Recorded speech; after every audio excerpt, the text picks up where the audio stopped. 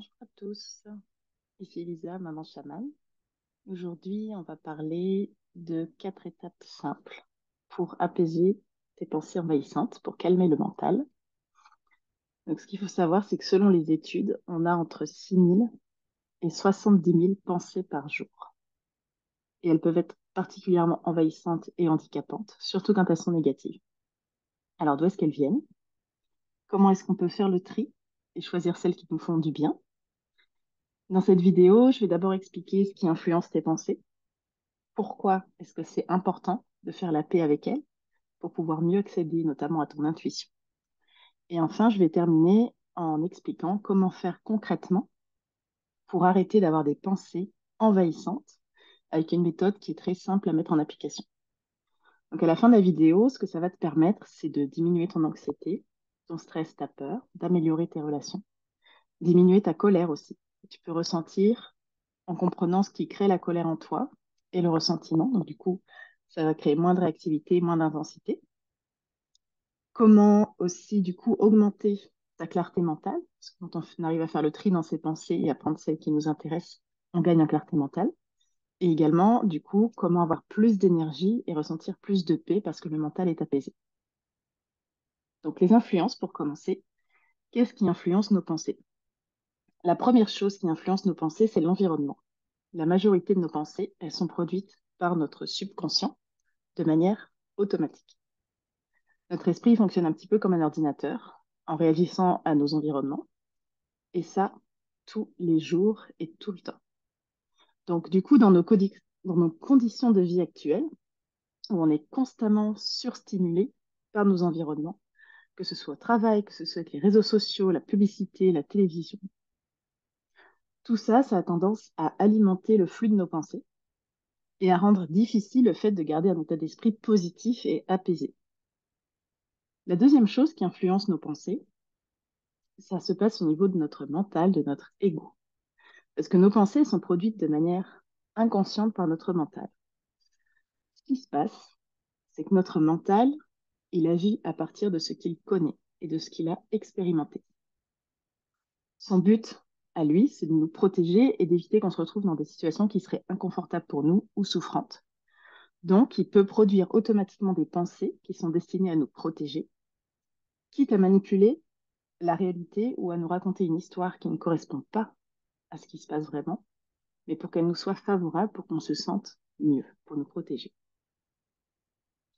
Alors pourquoi est-ce que c'est important de faire la paix avec nos pensées envahissantes? Alors on l'a dit tout à l'heure, ça amène tout un tas de bénéfices, de réussir à faire le tri dans ses pensées, de se sentir plus apaisé, moins de stress, etc.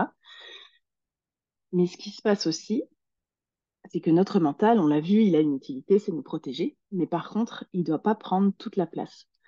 Parce que ce qui doit nous guider, ce qui doit nous permettre d'être à notre juste place, aligné sur notre chemin, celui qui nous correspond vraiment, en fait, c'est notre cœur, c'est notre intuition. Or, quand on a trop de mental, quand il prend trop de place, le bruit du mental peut entraver la connexion à l'intuition. Pour avoir accès à notre intuition, on doit être honnête envers nous-mêmes et on ne doit pas se raconter d'histoire, ce que fait souvent le mental. Voir ce qui est mieux, voir ce qui est pour mieux ressentir ce qui est juste pour nous et avancer de façon alignée et juste pour nous. C'est pour ça que c'est important de pouvoir agir au niveau de ses pensées pour pas leur laisser la main sur la direction de notre vie, sur ce qu'on souhaite voir apparaître. Alors vous allez me dire, ok, c'est bien beau tout ça, je sais d'où ça vient, je sais pourquoi c'est intéressant de pas laisser le mental contrôler, mais comment on fait concrètement? Parce qu'on le sait, tous, ça peut être particulièrement envahissant et parfois on se sent un peu noyé dans nos pensées, dans tout ce qui peut apparaître. La toute première chose à comprendre, et j'attire votre attention particulièrement ici, c'est qu'une pensée n'est qu'une pensée, qu'elle soit positive ou non. Le secret de la santé mentale, c'est de comprendre qu'une pensée n'est qu'une pensée. Si tu parviens à reconnaître à chaque instant les pensées pour ce qu'elles sont, c'est-à-dire simplement des pensées, alors les pensées, notamment négatives, hein, celles qu'on veut plus voir apparaître, ou moins voir apparaître en tout cas, elles n'ont plus de pouvoir sur toi. Parce que qu'est-ce qui fait qu'une pensée a du pouvoir? C'est pas la pensée en elle-même, c'est l'attention que tu vas lui porter. Si tu prêtes attention à une pensée, tu lui prêtes un pouvoir, tu lui prêtes une puissance. C'est le mélange de l'attention et de la pensée qui va créer le pouvoir de cette pensée. Parce que la pensée elle-même, elle est un peu comme les nuages dans le ciel. Tu peux la laisser passer, mais si tu lui prêtes de l'attention, tu lui donnes de la valeur, valeur de réalité. Et c'est ça le pouvoir créateur et l'erreur qu'on fait souvent, sans même se rendre compte, et je m'inclus dedans, c'est qu'on fait tout le temps, ce qu'on fait tout le temps, c'est de croire que la pensée vient de la réalité, alors que très souvent, c'est exactement le contraire. C'est cette pensée qui va créer ta réalité. Donc c'est vraiment important de voir les pensées pour ce qu'elles sont, c'est-à-dire quelque chose de neutre, qui n'a aucun pouvoir en soi, sauf si on leur en donne. Les pensées ne sont que des pensées. Tu n'es pas cette voix dans ta tête. Tu es la personne qui perçoit cette voix. Après, tu peux choisir de l'écouter ou non. Tu n'es pas tes pensées. Les pensées en soi, elles sont parfaitement inoffensives jusqu'au moment où on choisit de les croire. Et c'est quand on choisit de les croire qu'elles s'enracinent sous la forme du coup de croyances, notamment, qui vont être plus ou moins toxiques pour nous. Maintenant, je vais passer peut-être à la partie qui t'intéresse le plus, c'est les 4 étapes qui vont te permettre de faire le tri dans ses pensées. Donc, je vais t'expliquer une méthode qui est très simple, qui est également relativement puissante, qui va te permettre d'identifier et de questionner tes pensées qui sont responsables de ta souffrance, parce que les pensées peuvent générer beaucoup de souffrance. Cette démarche, elle est issue notamment d'une pratique qui a été mise au point par Byron Katie, qui peut du coup modifier en profondeur la manière dont on vit, la manière dont on perçoit notre réalité et du coup la manière dont on se sent. Parce que l'idée ici, c'est vraiment de sortir de la souffrance pour aller vers un état de paix et de sérénité. Donc, ce que je vais t'inviter à faire, c'est de prendre une feuille et d'écrire en haut de cette feuille une pensée stressante que tu as. Et l'idée, ça va être de se laisser retourner mentalement dans la situation où est survenue cette pensée ou cette croyance. Donc, tu écris une pensée qui te stresse ou une situation que tu as vécue, tu fermes les yeux et tu retournes à ce moment-là ou à ce qui a pu générer cette croyance. Une fois que tu as fait ça, tu vas répondre aux 4 questions suivantes en prenant bien le temps de fermer les yeux et de trouver un calme en toi et d'observer ce qui apparaît et ce qui monte. Laisse vraiment venir ce qui monte. Prends ce temps, c'est important. La première question à se poser par rapport à cette pensée, est-ce que c'est vrai?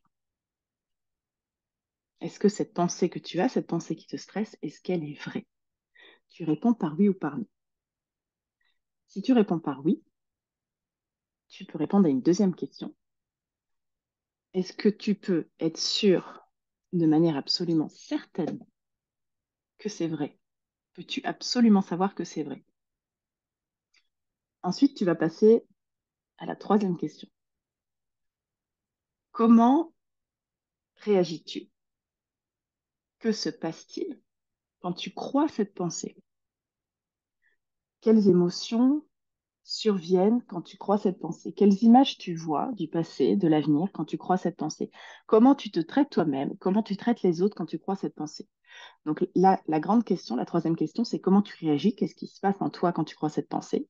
Et les sous-questions, c'est celles que j'ai énumérées après. Quelles émotions surviennent lorsque tu crois cette pensée? Quelle image tu vois apparaître du passé, du futur, quand tu la crois? Et comment est-ce que tu te traites toi-même et comment tu traites les autres quand tu crois cette pensée?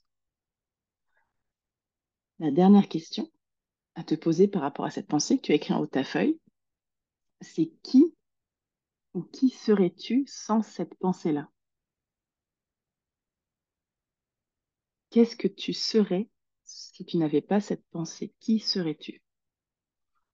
Une fois que tu auras répondu à ces 4 questions, tu vas pouvoir passer à ce qu'on appelle le retournement de cette pensée. Et là, tu vas lui donner au minimum 3 directions différentes.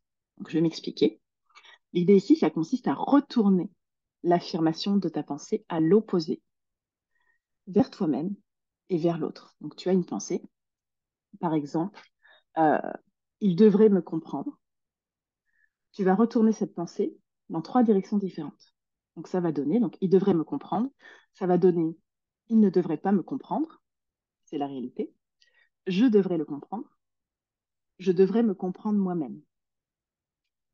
Ensuite, tu regardes en quoi chacun des retournements est au moins vrai, sinon plus vrai que la pensée que tu as écrite en haut de ta feuille.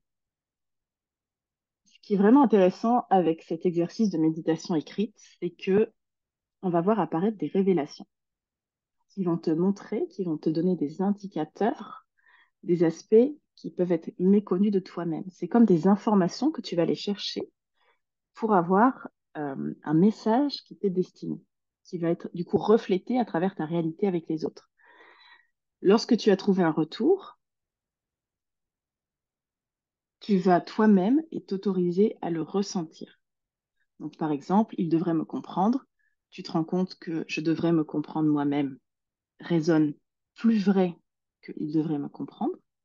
Tu vas t'autoriser vraiment à ressentir ce qui se passe en toi à ce moment-là. Tu vas peut-être remarquer, du coup, à ce moment-là, quand tu vas faire l'exercice, que l'autre personne, quand tu es dans une situation avec une autre personne, par exemple, qui te préoccupe, c'est simplement ta projection à toi. C'est un peu comme un miroir. Parce que parfois, quand on a certaines pensées ou quand on a certains reproches vis-à-vis de quelqu'un, ça peut aussi être parce que l'autre est en miroir de ce qu'on ressent, de ce qu'on vit, et on ne le voit pas forcément nous vis-à-vis de nous, et c'est l'autre qui le met en lumière. On est parfois ce qu'on dit de l'autre. C'est pas toujours agréable d'en prendre conscience, mais c'est important d'en prendre conscience parce que c'est justement ce qui nous permet d'avancer. Alors, je vais juste préciser, il est important de faire attention au point suivant. C'est important de répondre aux questions en te connectant à tes ressentis corporels et émotionnels pour être vraiment connecté à ce qui se passe en toi quand la pensée surgit.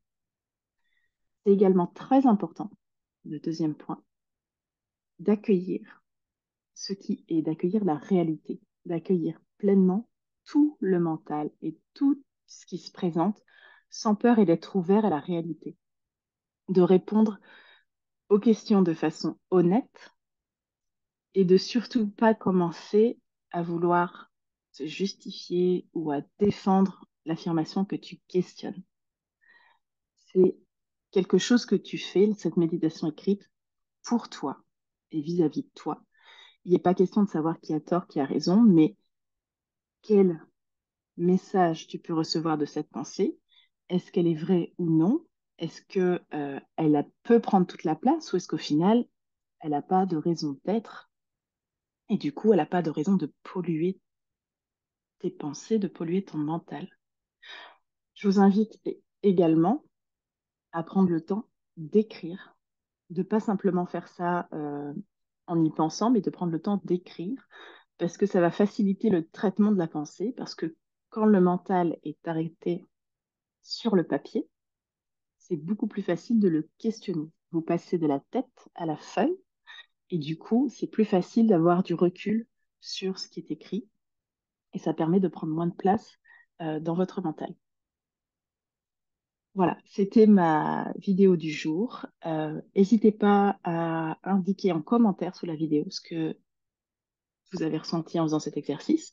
N'hésite pas à la partager si tu penses que ça peut aider quelqu'un ou à la liker pour aider d'autres personnes à tomber sur cette vidéo si tu penses si tu trouves qu'elle a été utile pour toi. Ça peut être une bonne idée de faire un geste pour que d'autres personnes puissent également bénéficier.